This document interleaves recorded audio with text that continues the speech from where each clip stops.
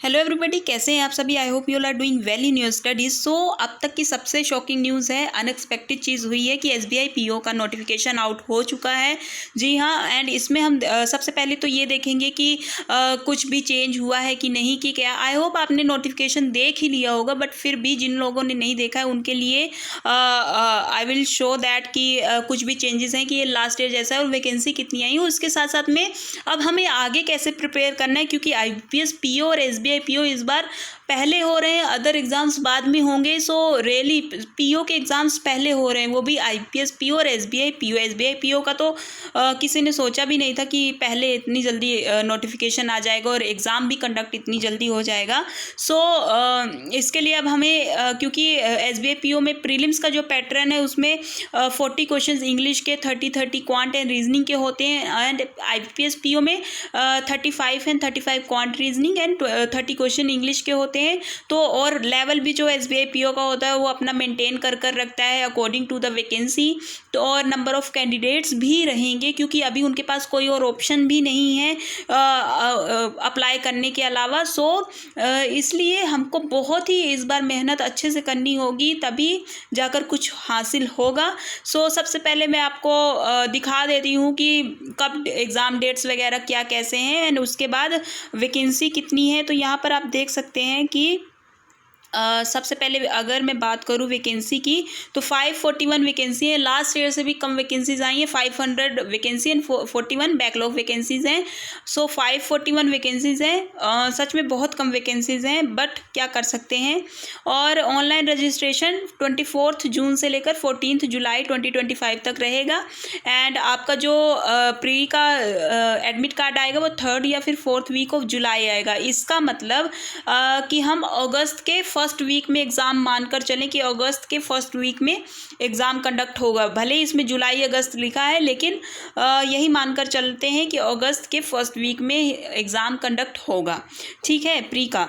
And उसके बाद फिर जो प्री का रिज़ल्ट है वो अगस्त सितंबर में ही आ जाएगा। एंड मेंस एग्ज़ाम सितंबर में रहेगा। इसका मतलब कि आईपीएस पीओ से पहले हमारा एसबीआई पीओ का एक मेंस का एग्ज़ाम कंडक्ट हो जाएगा। और जब हमारा आईपीएस पीओ का मेंस एग्ज़ाम होगा, उस टाइम पे हमारा जो है इंटरव्यू का ये सब अक्टूबर नवंबर में चलने लगेगा सब कुछ। सो ये सब चीज़ें मैंने आपको समझा दी हैं कि कैसे क्या एग्ज़ाम डेट्स वगैरह हैं।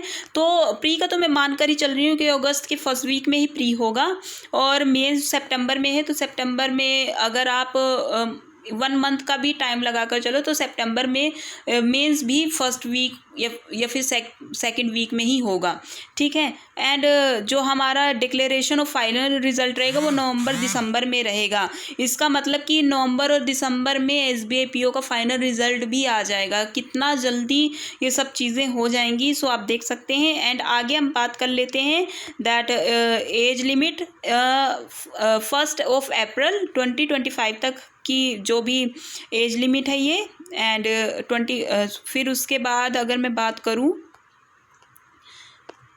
यहाँ पर एग्ज़ाम पैटर्न की, तो यहाँ पर देख सकते हैं कि प्रीलिम्स का जो एग्ज़ाम पैटर्न है वो लास्ट ईयर जैसा ही है, मतलब इस ईयर जैसा ही है कि इंग्लिश के 40 क्वेश्चन, क्वांट के 30, रीजनिंग के 30। So total 100 question. And time जो है वो 20 and 20 minutes. And sectional cut off pre में नहीं, मेंस में सेक्शनल कट ऑफ होगी। रीजनिंग का हमें 40 क्वेश्चन 60 मार्क्स के होंगे 50 मिनट्स में। एंड 30 क्वेश्चन 60 मार्क्स के 45 मिनट्स में। 60 क्वेश्चन जीए के 60 मार्क्स के 45 मिनट। एंड इंग्लिश का 40 क्वेश्चंस 20 मार्क्स के 40 मिनट। तो इसमें सबसे ज़्यादा अगर हमें किसी चीज़ में फोकस करना चाहिए तो वो करना चाहिए जीए में, क्योंकि अगर हम मान लीजिए कि अगर हम जीए डेली पढ़ेंगे और उसके साथ साथ, मतलब फोकस तो हमें सब चीज़ों में ही करना चाहिए, लेकिन जीए का देख सकते हैं वेटेज इतना ज़्यादा है। तो अगर 60 में से मान लीजिए कि हम 20 क्वेश्चंस भी अटेम्प्ट कर पाएँ, so it will be good for us. ठीक है। एंड रीजनिंग की बात करूँ तो 40 क्वेश्चंस हैं, 60 मार्क्स के हैं। और क्वांट के भी 30 क्वेश्चंस 60 मार्क्स के। तो क्वांट के अगर 10 क्वेश्चंस भी अटेम्प्ट कर लिए तो 20 मार्क्स। एंड रीजनिंग के अगर हमने 60 मार्क्स का जैसे है तो 25 प्लस का मार्क्स आ गए। ऐसे करके हमें अपना जो है हर एक चीज़ का प्रैक्टिस विद टाइम और हर एक चीज़ अब सोचना पड़ेगा। प्री को ही लेकर नहीं चलना पड़ेगा, मेंस को भी साथ में लेकर के चलना पड़ेगा। और उसके साथ साथ में हमको अभी से ही डिस्क्रिप्टिव की भी प्रिपरेशन स्टार्ट कर देनी चाहिए, क्योंकि SBI PO and IPS PO दोनों के डिस्क्रिप्टिव में चेंजेस हैं, ठीक है।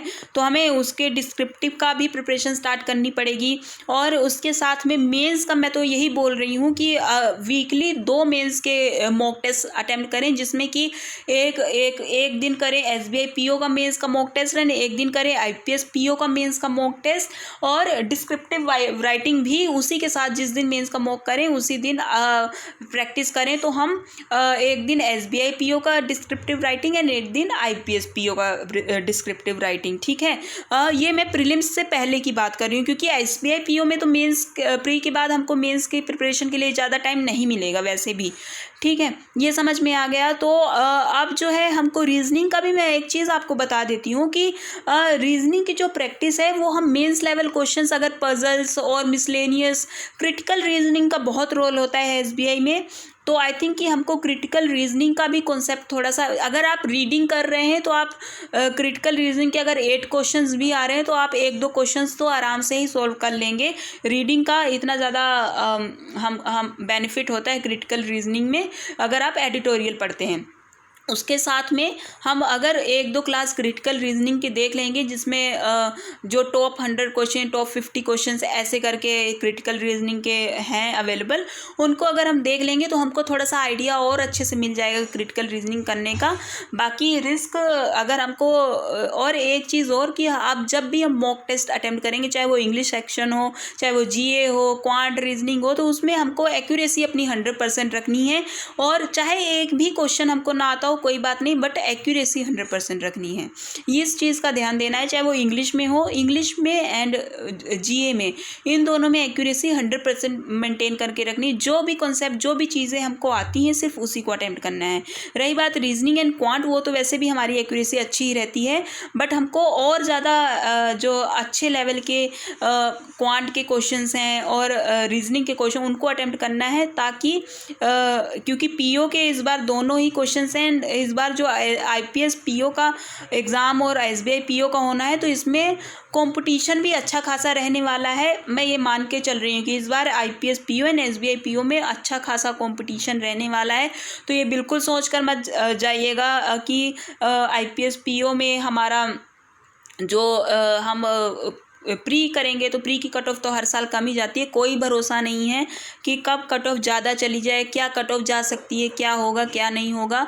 सो हमको वर्स्ट केस के लिए प्रिपेयर हो करके जाना होगा इस बार, और उसी के हिसाब से प्रिपरेशन करनी होगी। और उसकी डेली टू डू लिस्ट आपको मिलती रहेगी। I will upload daily to do list कि मैं क्या प्रिपेयर कर रही हूँ, डेली में कौन कौन से सब्जेक्ट पढ़ रही हूँ, किस तरीके से तैयारी कर रही हूँ। एसबीआई पीओ का भी अब ऐड ऑन करना पड़ेगा उसमें, तो हर एक चीज़ के बारे में आई विल इन्फॉर्म यू।